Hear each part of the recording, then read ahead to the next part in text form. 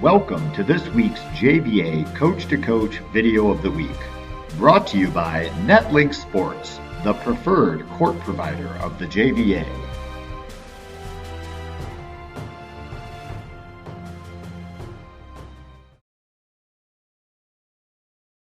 The first passing progression, the passer starts with their shoulders underneath the bottom of the net, their feet behind the center line, and they're stepping forward, staying low as soon as their partner tosses the ball.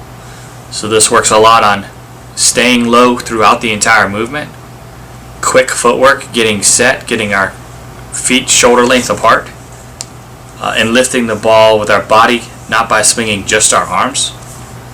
This is a movement that we'll do in individual small group type sessions, as well as something that we'll do as an entire team. You can never pass too many times.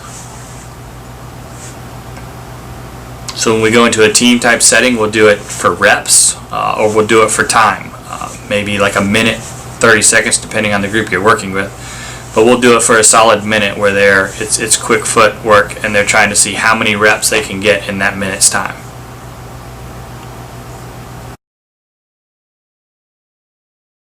Passing progression number 2 is very similar to number 1, but now we're covering more ground. We're working on getting to the spot quickly with a little to no standing up through the run. Once in position, we have a solid base and stable platform. We lift the ball using our arms and legs. Notice the wrists stay out in front of the knees. So my passer here is not, as soon as she gets stopped, dropping her hands between her knees and then swinging really wide. A lot of things that you'll see with the younger athlete is they take big swings with their arms. Again, we'll do this for time. We'll do this in group settings, small group settings, as well as an entire team workout.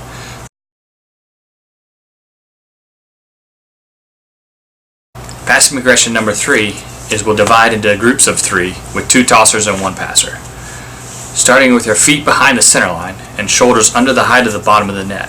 Passers step toward the first tosser, back 2 steps, and then toward the second tosser, and then back to the starting position. So the motion should create a small V, as you'll see here demonstrated with a couple of our student athletes.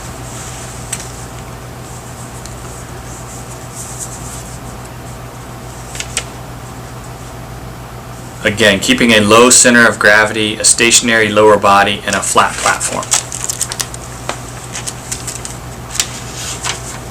You'll notice both of their hands are still staying out in front of their knees, even though they're moving a little bit more now. They're not dropping their wrist between their knee pads and then trying to pass.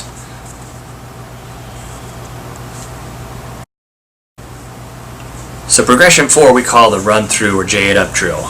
We're starting outside the attack zone. The tossers are backing up a couple steps. We're sprinting under the net to pass a low tossed ball.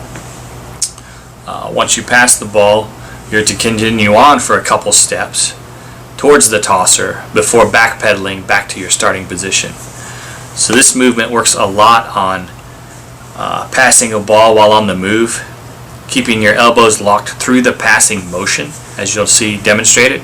Her elbows stay locked until she passes that ball, and then you'll see her elbows break or bend. What a lot of younger athletes will do is they'll bend their elbows before they pass that ball and they'll actually pass the ball backwards.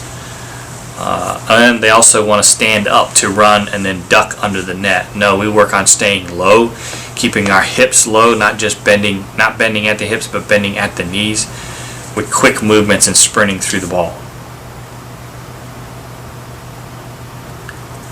We also work on staying low so our platform is parallel to the floor, not perpendicular. So when she passes that ball, her hands still stay out in front of the knees. They never drop between the knees, and then you don't see her taking a big swing to pass the ball. So progression 5 is very similar to the one before. However, now we're stopping underneath the net. So we're starting outside the attack zone once again. We're sprinting to the net as our partner is going to hit a down ball at us. And then we're backpedaling back to the starting position. So a lot of movement in this drill. You're working with younger athletes and they're unable to hit a controlled down ball at their partner. We overhand throw when need be. But again, it's running to the net while staying low, getting our body behind the ball and stationary and balanced. So you'll see my student athlete here is sprinting to the net. The ball is typically already tossed before she's running, and then we're hitting that down ball at her to make her then pass that ball back to the forehead of our teammate. Holding the angle of our platform for a brief moment, you'll see, and watching the ball make contact with our arms. So a lot of players, especially younger athletes, when balls are hit at them, if you take a still shot of them while they're passing that ball, they're looking straight up at the sky, and the ball is hitting their forearms, or has already hit their forearms before they do that flick of the eyes or follow it in. A lot of times what we'll tell our athletes is tuck your chin to your chest and watch that ball all the way make contact with your forearms.